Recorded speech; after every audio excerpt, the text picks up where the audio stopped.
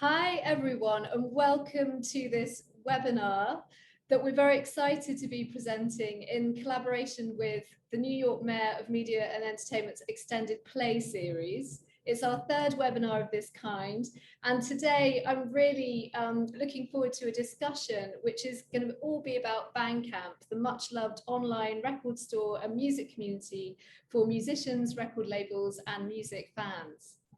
What we're going to cover in this hour is we're going to hear from three brilliant panelists who I'll introduce you to in a moment, and they're going to talk about Bandcamp's tools for artists and labels and how to make the most of the Bandcamp platform and community. And we're expecting some of you to know the platform quite well and others to maybe be less familiar. So please get ready to ask questions at the end of this session, because we're going to leave around 15 to 20 minutes at the end to take questions from you. So today we're joined from Bandcamp by Andrew Jervis, who's Bandcamp's Director of Artists and Labels, and he's also host of Bandcamp Weekly. Our artist representative is the fantastic harpist Brandee Younger, who is also on New Music USA's Advisory Council. And from the label world, we're joined by Scottie McNiece, who is co-founder and A&R director of the Chicago-born label International Anthem. So thank you so much for being with us, panelists. And also huge thanks to everyone who's here today. I've been really enjoying seeing all of your hellos from different parts of the world. Good to see a few friends from London tuning in as well. And yeah, we really hope this is going to be a very entertaining, useful, informative chat. So thanks for being here, and we are going to record it. So please share it with anyone that you think may be interested when we're done. So let's get going by hearing a bit from each of our panelists, just a little bit about what you do, and then also how you first got involved with Bandcamp. And Brandi, because I know that there'll be lots of artists on this call, I'm going to get you to kick off if that's okay. So can you just tell us a bit about your music and how you first connected with Bandcamp and how you got involved? Yes, well, hi everyone, and thanks so much for having me today, Vanessa. So I am like a diehard Bandcamp. People often ask me, do you work for Bandcamp? I don't, but my name is Brandee Younger, and I'm a multi-genre recording artist and Bandcamp enthusiast. I think I started my Bandcamp account around 2010 or 11, with my very first recording. And a friend told me about it, and I figured, you know, why not? And it was really the most user-friendly way for me to release my music and also see every single exchange. Like, I like signing on my email and seeing the cha-ching emails that come in when I've made a sale. And the fee structure is very, very transparent. But it really wasn't until much later that I realized that more than distributing music, the network on Bandcamp itself was really priceless. It was priceless in helping to also build a fan base. And I can talk forever, so I'm gonna pause there. Okay, that's a really great starting point. And let's now hop over to Scotty just to hear about how you've got involved, because obviously these are the two different perspectives we're interested in, the self-releasing artists, and obviously Brandi, you've done both. You've been self-releasing and you've been on a label. But Scotty, if you're responsible for lots of artists and using Bandcamp, tell us, you know, why you wanted to do as much with it as you have, and what the success has been for you. Sure. Hello. Well, our record label started in December of 2014. And at the time I was purchasing music on Bandcamp, and before I started the label, I played in bands and we had our music up on Bandcamp. I guess when I went about starting the label, some of our first releases were with Rob Mazurek and Micaiah McCraven and an artist named Rob Jacobs. And I guess one of the first things I did when we decided to start a label, when we had the final recordings, was just create a Bandcamp page for the label. And back then, that was before they had created record label accounts. So we just created an artist account, and I'm sure at some point in this call, Andrew's gonna razz me because our label still uses an artist account. We haven't switched over yet to the label account, so I hope that doesn't make me less useful in this conversation. But yeah, from the beginning, so we started a Bandcamp page, and we also had like a Squarespace website with an e-commerce on it. And really quickly at the beginning, we kind of realized, like we don't really like dealing with the purchases that come in through our website. It's just so much easier to manage it all through Bandcamp. So we just stopped doing e-commerce on our website.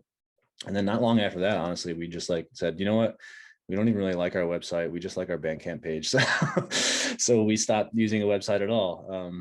And for the last 3 or 4 years, we've been just using a Bandcamp as our label's website and as the only way that you can purchase music directly from us. We also have distribution through retail and whatnot. And but as far as purchasing directly from the label, we've been only using Bandcamp for the last 5 or 6 years, and it's been really wonderful for us for all the reasons that Brandi mentioned, and for many more reasons that I'll be happy to get into as we continue.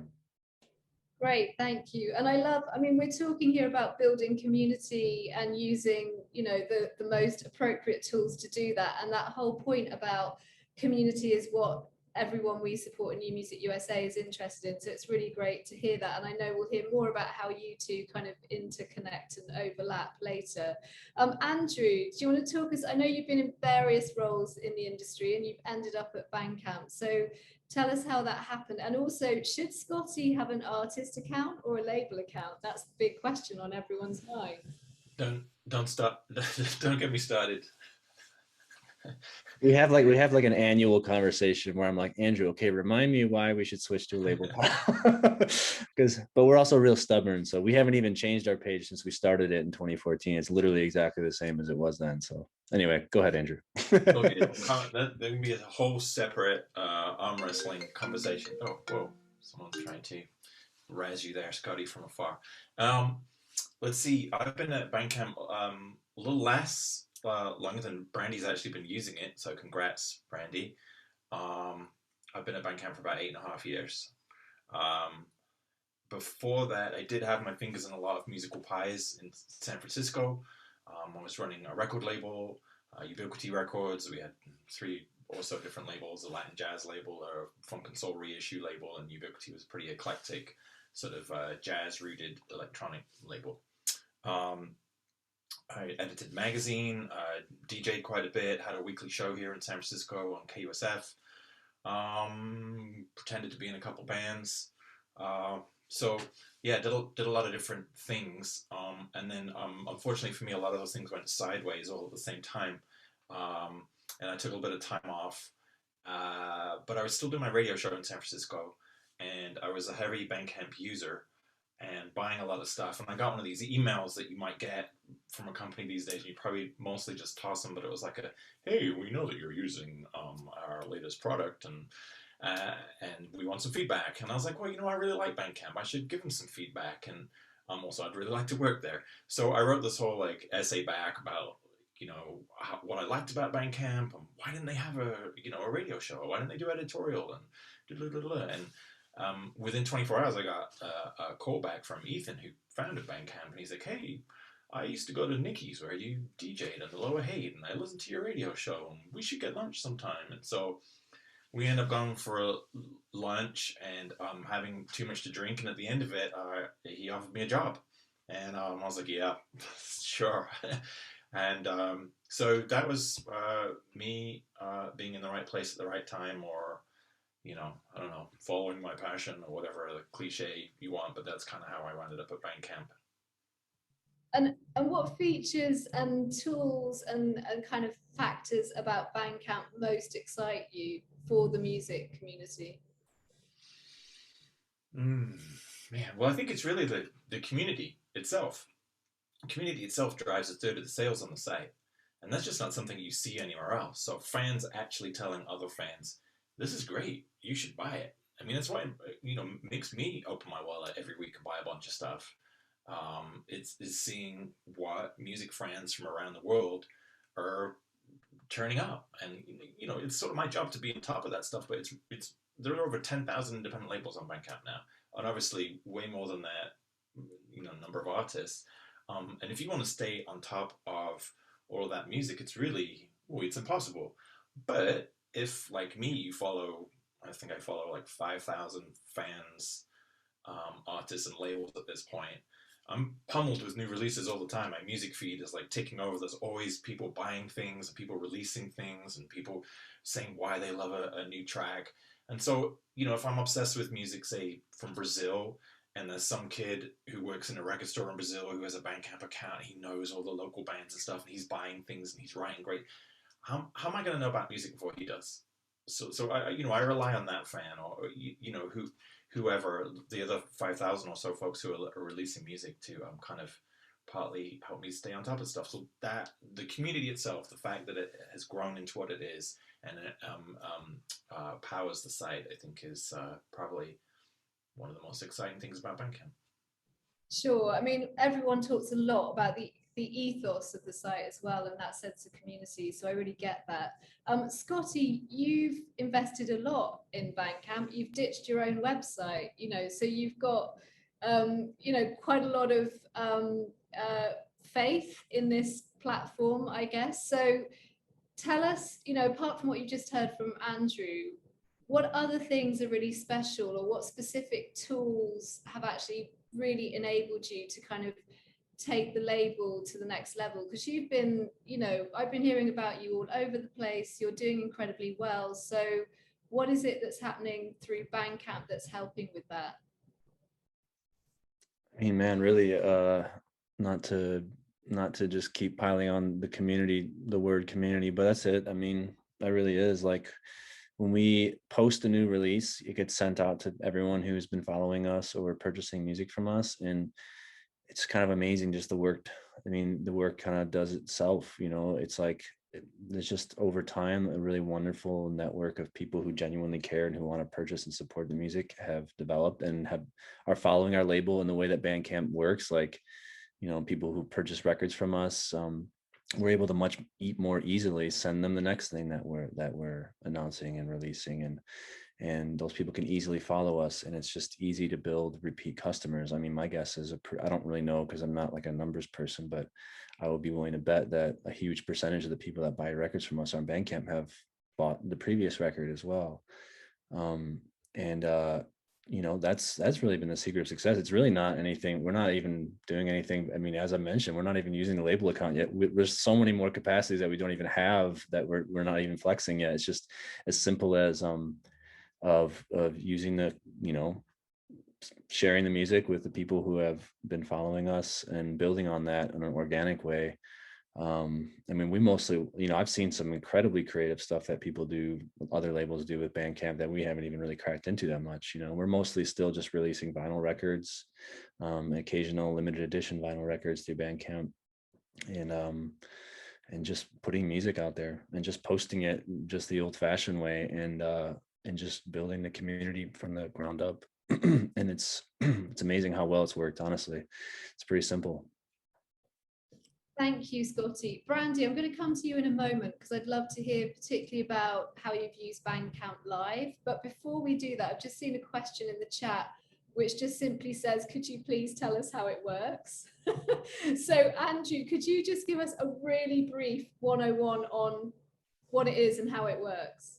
Yeah, sure. Hey, I just want to back up Scotty's point. 70% of sales on Bandcamp are actually from repeat customers. So there's like 100,000 fans signing up for Bandcamp every month. And if you think about that fact, and then think about the fact that 70% of people who are actually buying are repeat fans, that's a lot of people who started off as a new customer and quickly become a loyal fan. So it's kind of cool. How does Bandcamp work? Okay, well, you can be a fan on Bandcamp and just buy music. And if you're doing that, you can have a fan account. It'll have all your releases in it. And like I mentioned, you can follow all your favorite labels or the artists you're obsessed with. And you can follow fans whose musical taste you appreciate. And that's sort of fans in a nutshell. You can be an artist. As an artist, you can be purely independent and release your own music, or you can attach to a label And you can also do both of those things. So obviously we know that artists go through their careers and they might be independent. They might sign to International Anthem, and then they might get bored with International and want to do their own thing again. And you can do all of these. I'm just kidding, Scotty. You can do all of these things. We can accommodate. You can be paid directly for your stuff, and all the labels you're attached to will be paid for the releases they put out on your behalf too.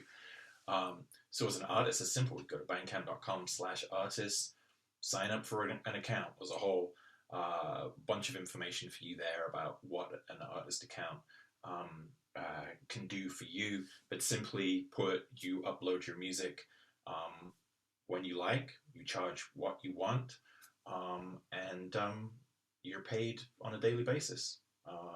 There are lots of other bells and whistles. I'm sure we'll get into some of them.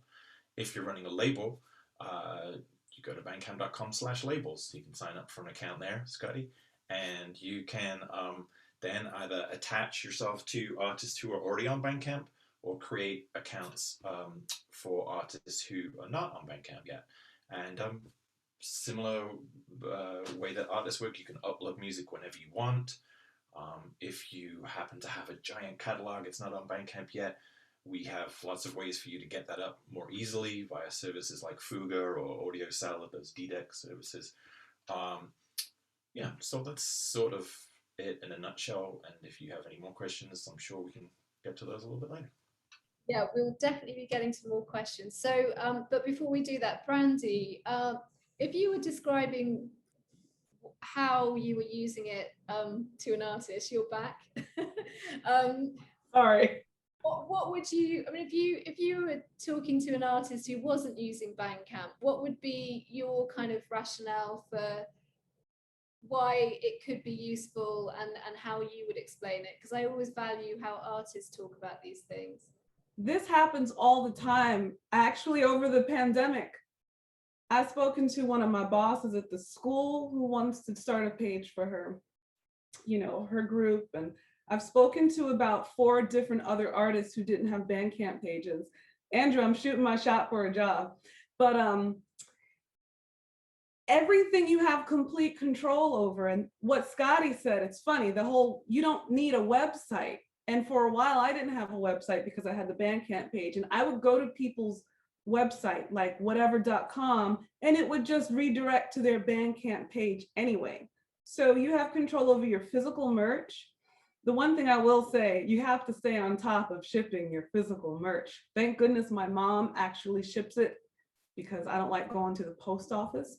But you can ship your physical merch. The page, it links with like song kicks, so you can have your performance calendar on there. In terms of shipping merch, it even has shipping labels that you can print out. And you have a completely direct contact with your fan base.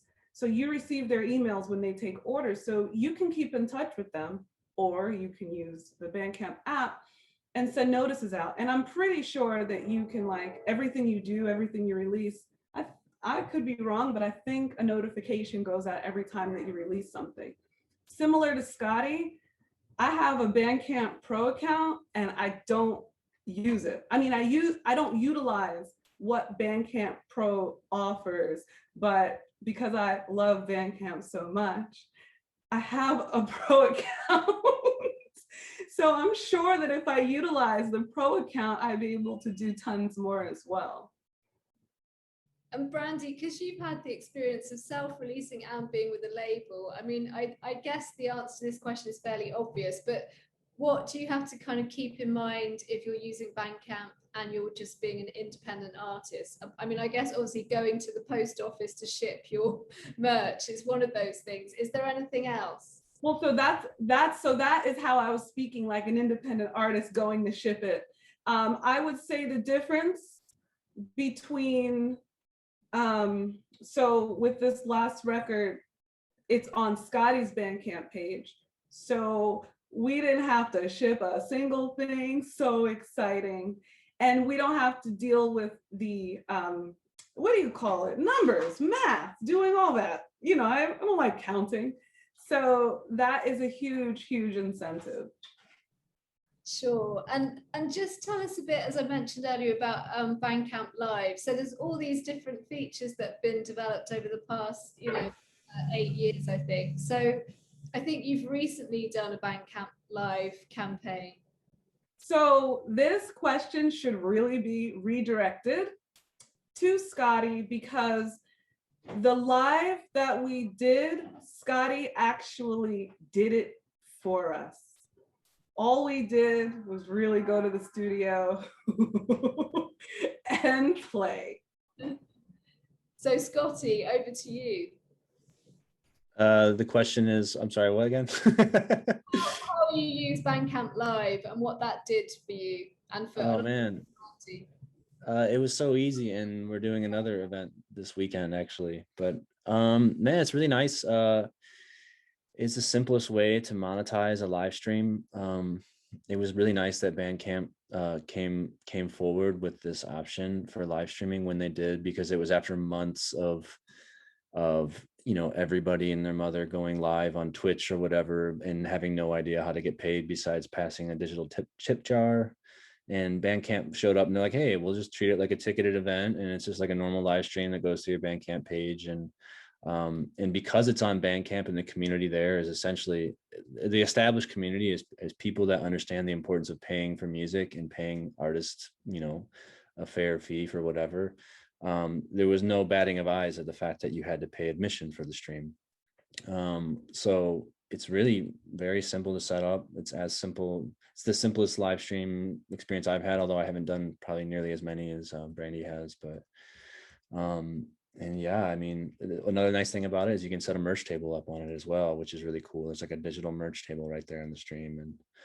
And yeah, it's just I guess the short answer is it's very easy to do.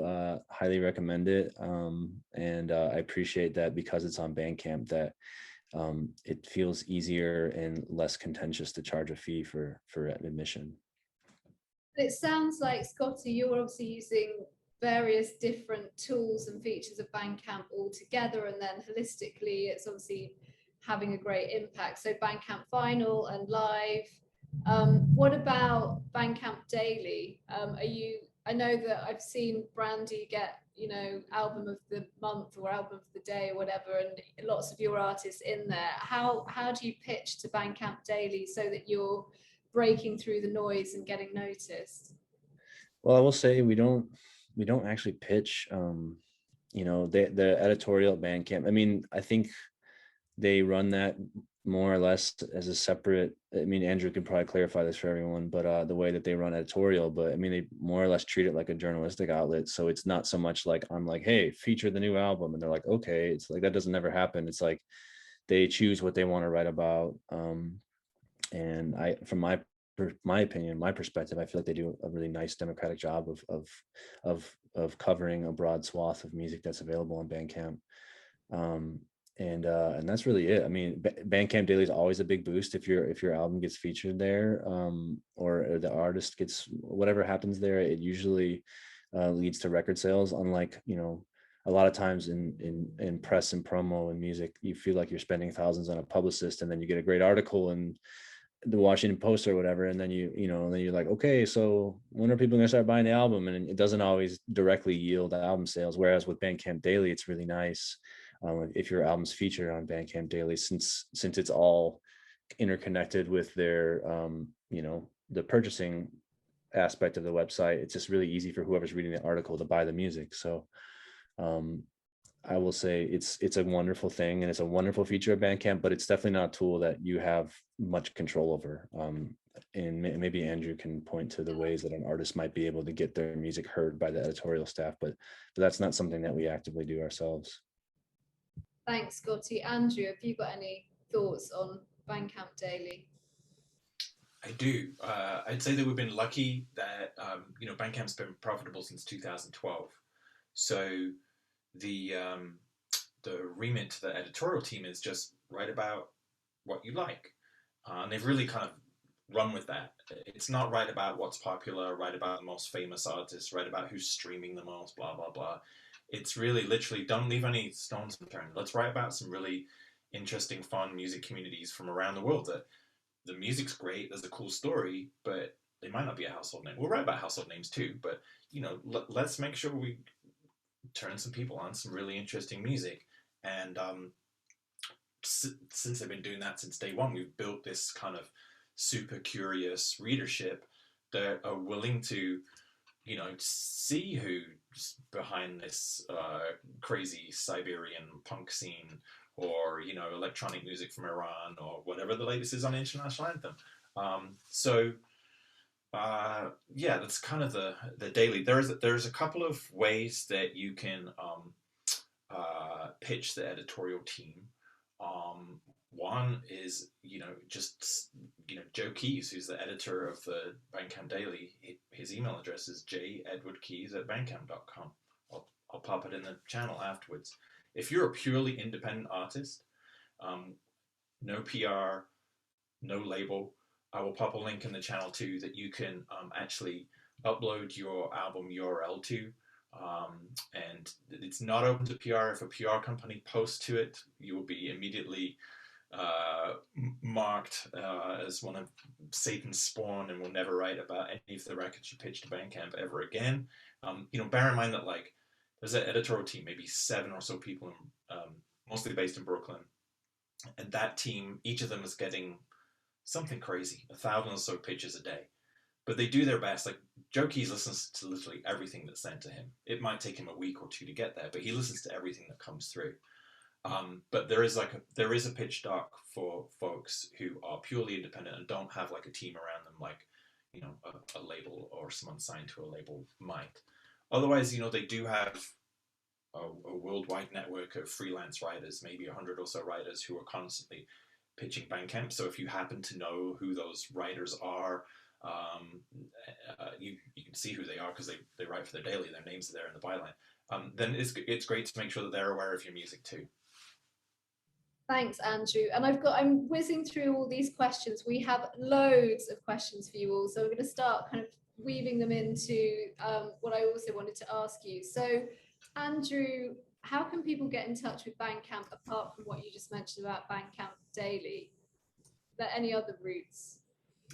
Okay, so I just posted Joe Keys' email address for Editorial. There's my email address if you have a artist or label question. I may not be able to answer all of your questions directly. There is a label and artist team. Some of the folks on the team have different special, areas that they know about and that I've forgotten about. So I may have to pass you along to someone who knows better how a certain thing works, but we'll get there.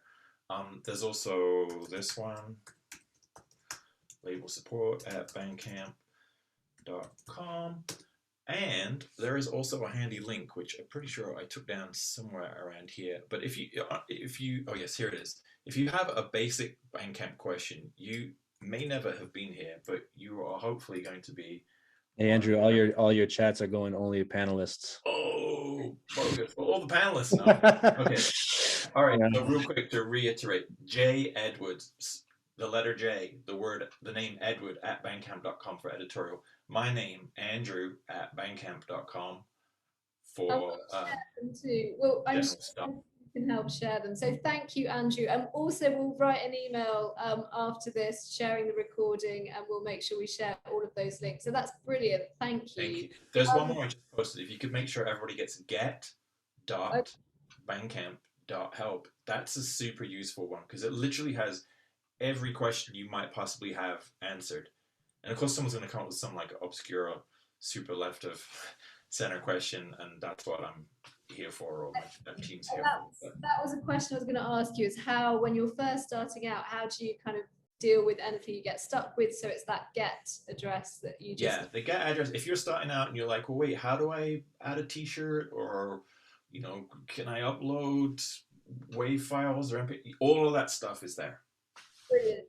Thank you. I want to go back to Brandi and Scotty, or any of you, but there are 2 questions that are basically the same, asking general advice for building fan base and community. So we've touched upon quite a lot of tactics already. Is there anything else that Brandi or Scotty you can think of? Well, Scotty probably much better than me, but I've had Bandcamp for a long time, and I've been told that I don't utilize it to the best of my ability. But organically, it has grown because Bandcamp emails, when you make a sale, they kind of tell you if it came from Bandcamp. So it says you got the sale from like Bandcamp search power. So I think that the more that you, just like with social media, the more that you're putting out, the more chances people will see it. And if someone else likes it, I think someone was asking ahead of this about tags and why tags are important on your page, because if there is a fan of someone else who happens to like modern classical music and you've tagged that, then they might come across your page and they wouldn't have otherwise. So just like social media works, it's a similar platform where people will come across your page because of similar interests. Great advice. Thanks, Brandi. Scotty, have you got anything to add? I've heard that you're particularly consistent in your use of Bandcamp. So maybe you can tell us a bit about how you achieve that.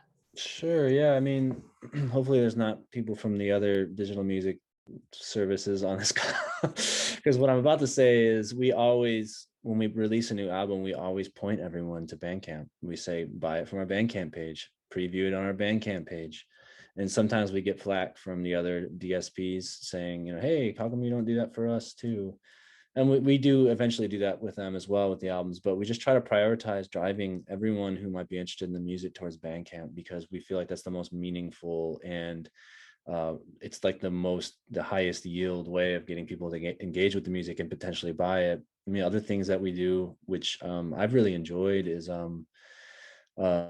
while they were doing Bandcamp Fridays every month for a while, which I think they're starting again soon. Every month we took it as an opportunity to call out other albums that we liked from other artists and labels on Bandcamp that weren't ours at all, but just to encourage people to use Bandcamp to buy music in general. And it kind of came from a place of just being excited about Bandcamp Friday and wanting to spread the love. But I think honestly, it created a really healthy feedback loop of other artists and labels wanting to recommend buying of our albums. And it's kind of like a really wonderful, it doesn't have to be altruistic. Like I think everybody sharing the love for each other really benefits everyone.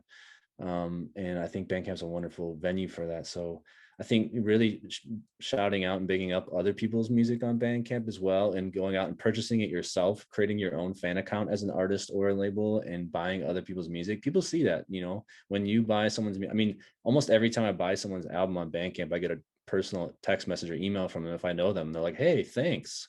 Like, I saw that you bought my album. And it's like, how often do you get that? Like there's very few other places in the world where you can buy an album and then that person will personally hit you up like, I saw that you bought this album 5 seconds ago and I'm grateful.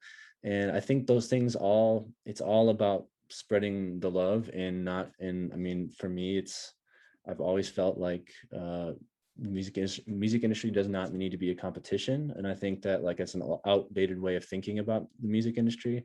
So the more that you encourage people to support other people's music, the more I believe your music will be supported. And I think Bandcamp it works that way very well on Bandcamp as well. I love that. Andrew. Yeah, I love seeing Scotty, your posts. They're great, and I found music that way too. So thank you. Also, as a fan, obviously, when you post about the music you've bought, that's another great way to help build, especially if you can be an artist and a fan. So for instance, I follow Angel, and she is an avid Bandcamp buyer and often writes really great things about what she likes. Scotty, so another one of your artists there, kind of flying the flag. There's also a more kind of built-in way to kind of help explain about the community that you're connected to, and that's via recommended albums. So if you have a Bandcamp artist account and you go to your profile, at the bottom of that profile page is a section called recommended albums, and you can recommend 3 or 4 albums from artists maybe that you're if you're in 2 or 3 different bands, or a band that you've gone on tour with before, a band you're collaborating with, you can recommend their record and make sure that your peers are also recommending you.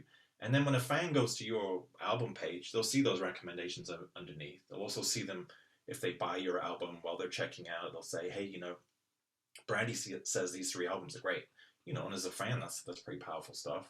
Also, on the homepage, you can search in all kinds of ways for music, but one of the ways that you can search is by artist recommended albums.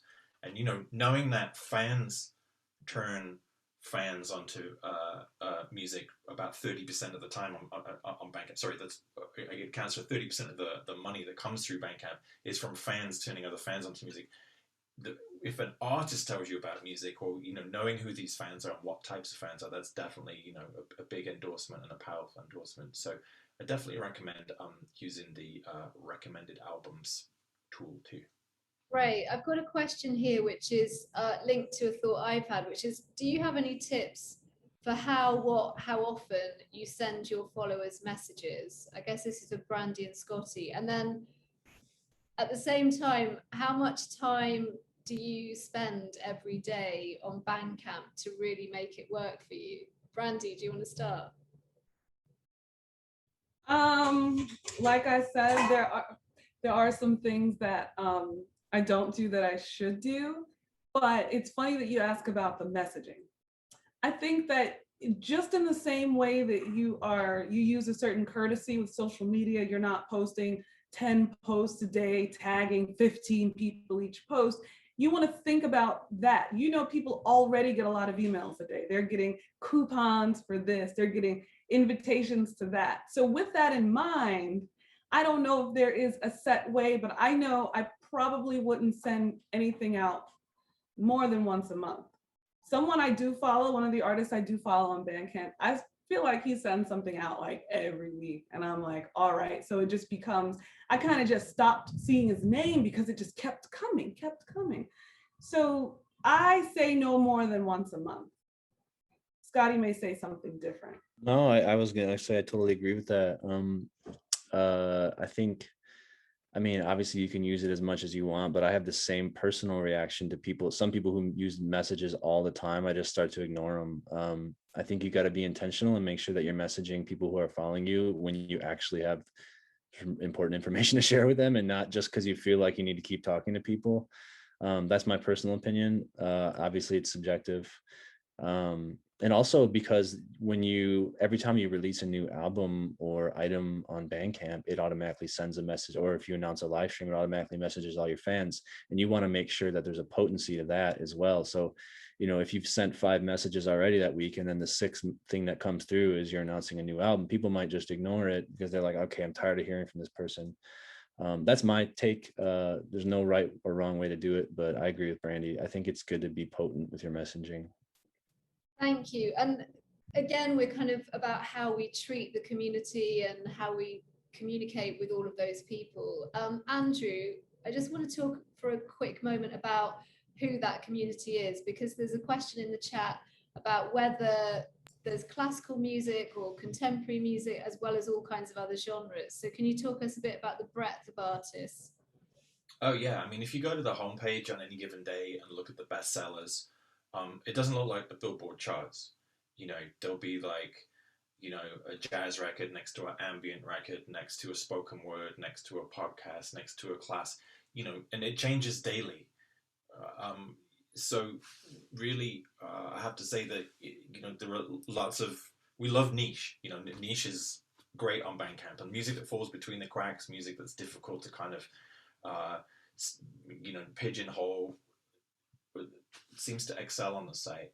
There are definitely genres where the community of artists and the community of fans, it feels kind of more tight-knit and there's interesting things going on. So obviously, you know, Scotty's label is connected to labels in London and maybe connected to labels in LA, and there's a kind of a network and New York, and there's a network of kind of like-minded artists who maybe collaborate and work together because of that. There's a real tight-knit metal community.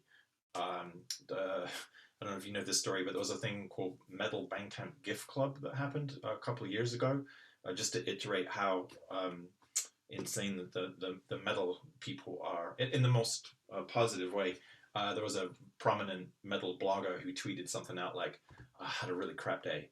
And someone saw his tweet and was like, oh, really sorry to hear that. I just bought you a record that was in your Bandcamp wish list.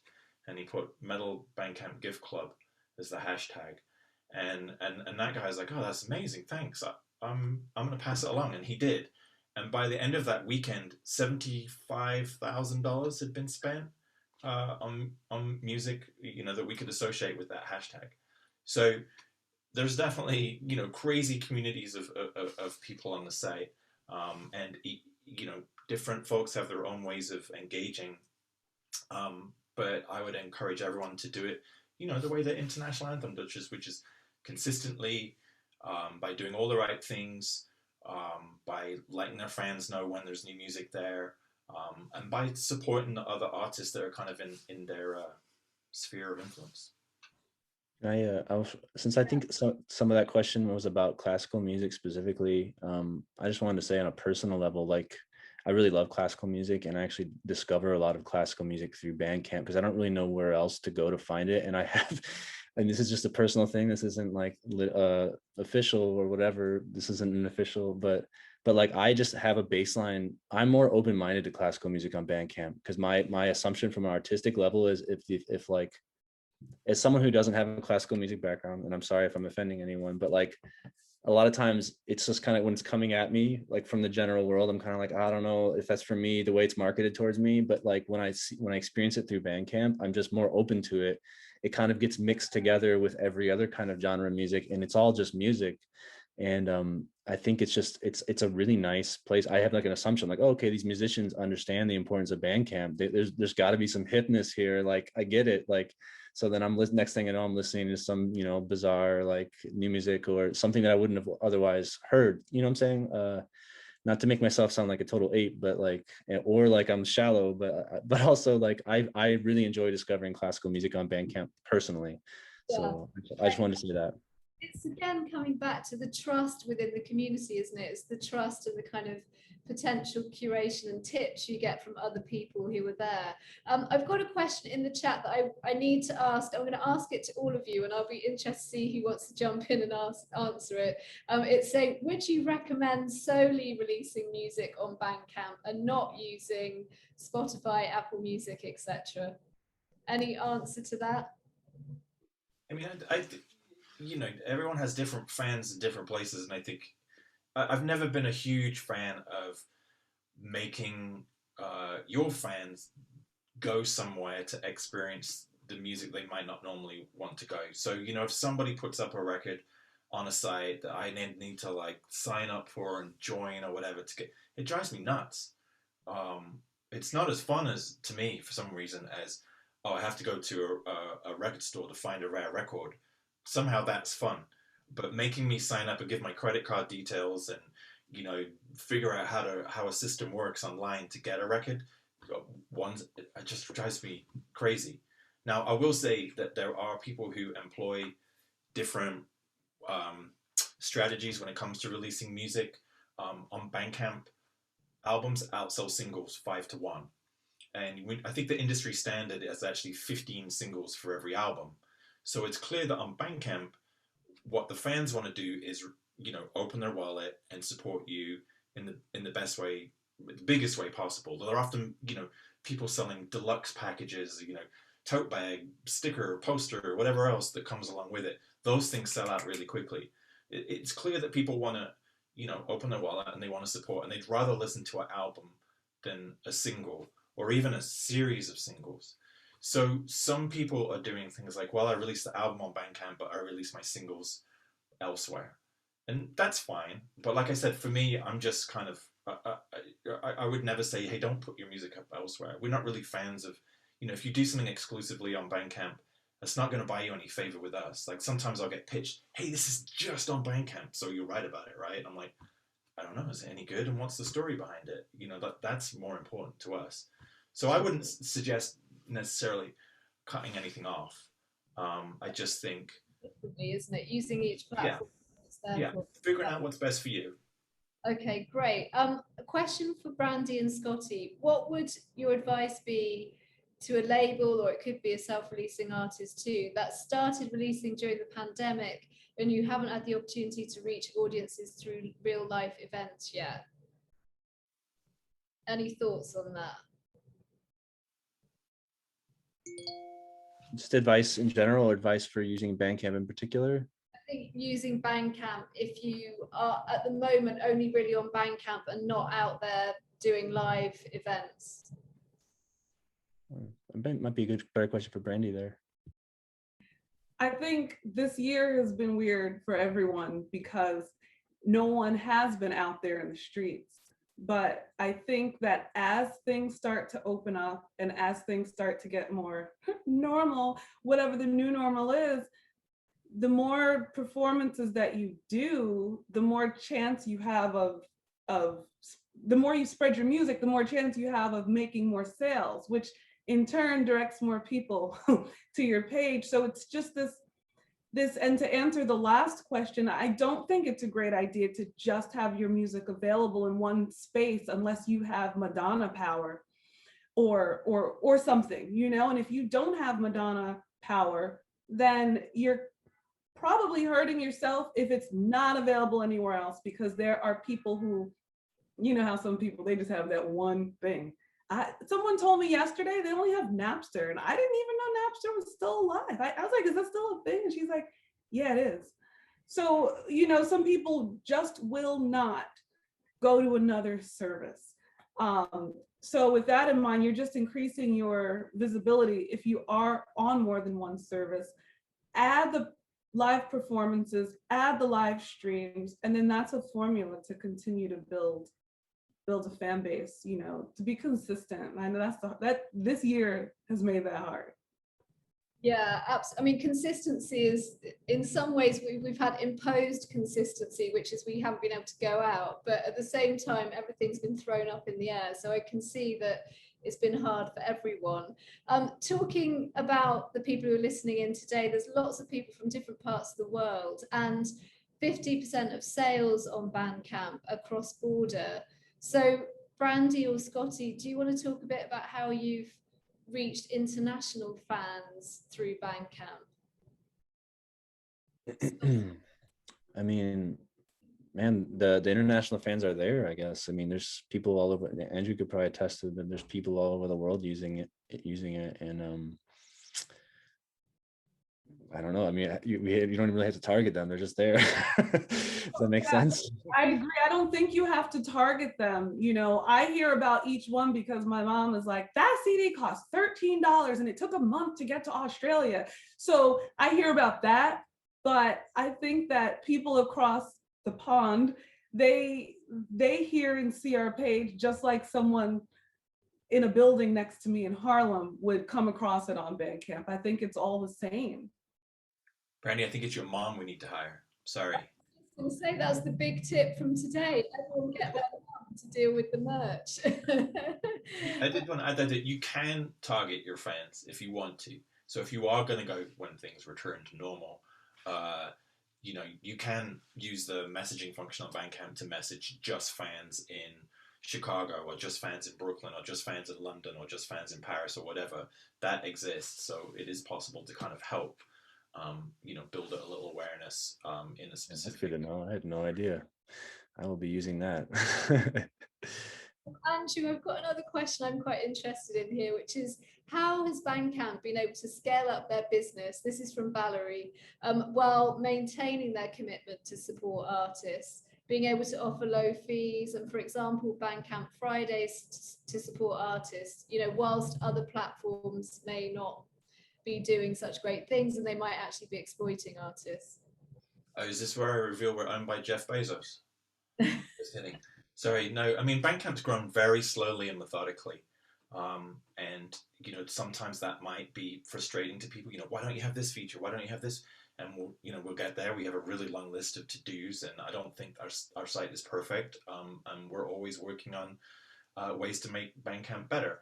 I will say that, you know, because of the success of the last year and a bit, you know, the amount of money that came through the site enabled us to do all sorts of things, including hiring a lot of people. So, you know, Bandcamp Fridays obviously brought a lot of attention to Bandcamp. It helped raise $56 million for artists and labels, and we, you know, were mailed daily about how that helped people pay the rent or pay groceries or pay for the mortgage or whatever it was. But at the same time, obviously, sales on Bandcamp were up. Digital sales are up over 110%. Physical sales, same thing.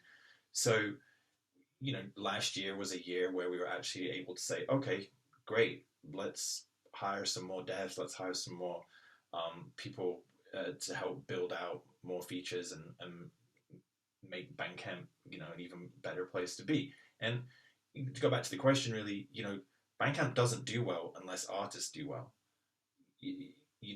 We've always sort of taken a sort of backseat approach. It's not that fans are subscribing to Bandcamp. You don't pay $15 to Bandcamp every month. You buy music from the artists, and Bandcamp takes a small, modest rev share from that sale.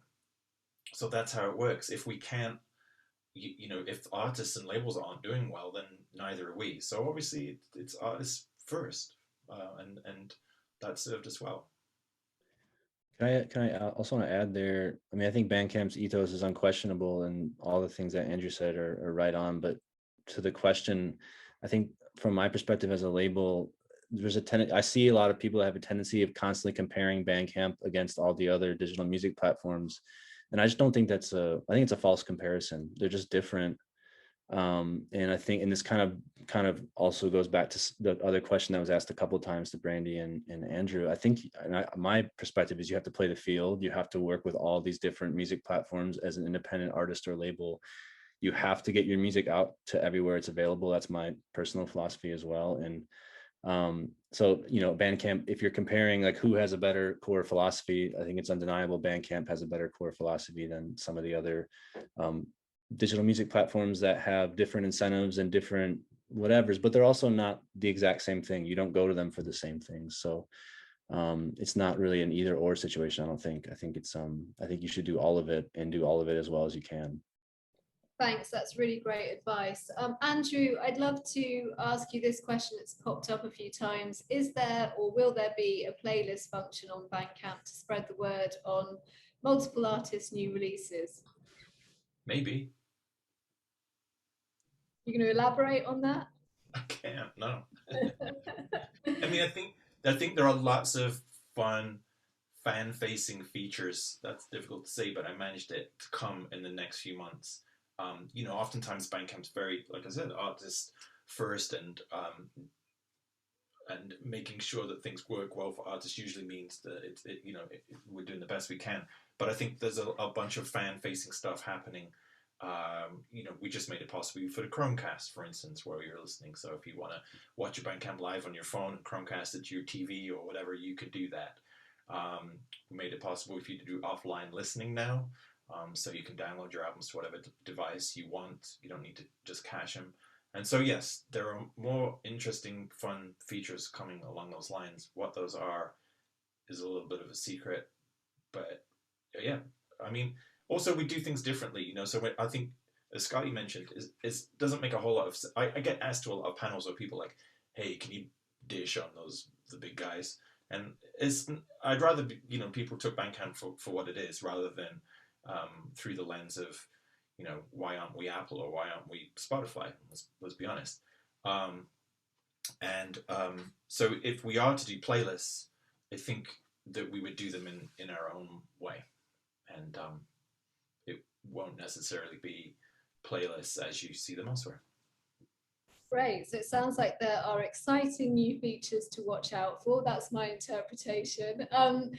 We're going to have to wrap up soon. So I'm just looking at the other questions we've got. I'm so sorry to all the people watching that we haven't got through all of your questions, but you do have the luxury of having Andrew and many other emails that you can use. And quite a lot of these questions are quite specific technical ones. So I'm sure that Andrew and his team will be able to help. There's one question here which is interesting about other platforms, which is talking about what can you say about making a Bandcamp subscriber or supporter account versus a Patreon subscription, and do people have both? I mean, Brandee, Scotty, do you engage with Patreon at all? Yes, I have Patreon, and so I know I'm slow, but I think Bandcamp now has a subscriber thing, right, Andrew? Am I correct? It's been there for a while, but yeah, that's okay. No, okay. I was just making sure I wasn't tripping, but I feel like it came after I started my Patreon account, so I was mad. Sorry. So I don't have both, but I'd be interested to know your opinion, Andrew, about folks that do have Patreon. Would it benefit them to have both, or which one is better? Although they're not the same. Yeah, you know, they're not the same. And I think that for some artists, you know, how to say this? So Patreon obviously requires quite a bit of one-on-one, right? You know, you're basically responsible for whatever it is you're promising to your patrons. And that might be you. That might be your bag, and that might be more rewarding for you. Because, you know, I hear about folks who don't seem to have that many Patreons, and yet they're making a lot of cash.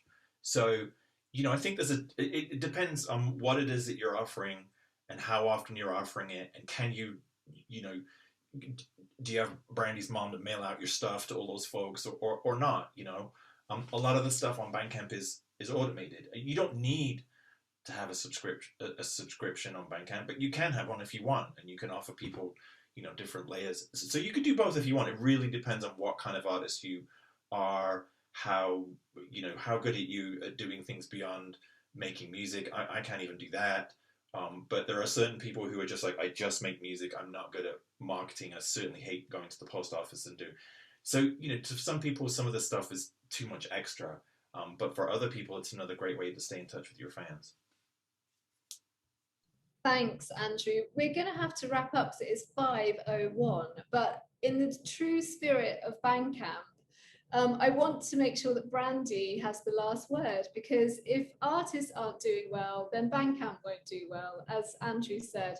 So, and I might also let Scotty say something, because you're representing lots of artists. So if your artists don't do well, Bandcamp doesn't do well. So for both of you, starting with Scotty and then Brandi, if you just had to leave one piece of wisdom or experience with these people who are listening around how to really get the most out of Bandcamp, like one tip, and it can be anything. It can be a kind of stupid little thing, or it can be a philosophical thing.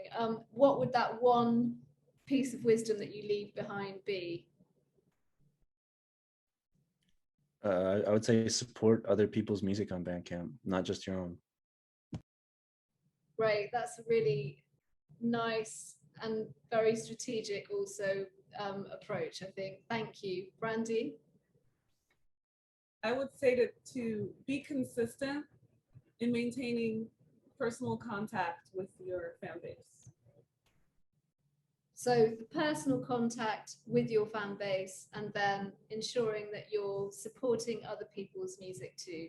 And that fits perfectly with this whole conversation, which is about the community of Bandcamp. So thank you to our panelists. Thank you, Brandi, Scotty, and Andrew. That was incredibly useful and insightful. There are hundreds of comments and questions flying past me here. So I'm sure that you're all going to, you know, be reached out to on social media. And in your case, Andrew, you're going to have a very full inbox, I think. Thank you also to my team, Megan and Ricky, who've been running this webinar. And also thanks to the New York Mayor's Office of Media and Entertainment, who've been helping us to promote this again. We're going to share the recording. It will be on our website, newmusic.org. And if you want to see other events like this, please tune in there, but also sign up to our newsletter. And have a really great evening. And thank you all for being here. Thank you. Thanks so much. Really appreciate you putting it together. And thanks, Scotty and Brandi. Appreciate it. Checks in the mail. Thank you.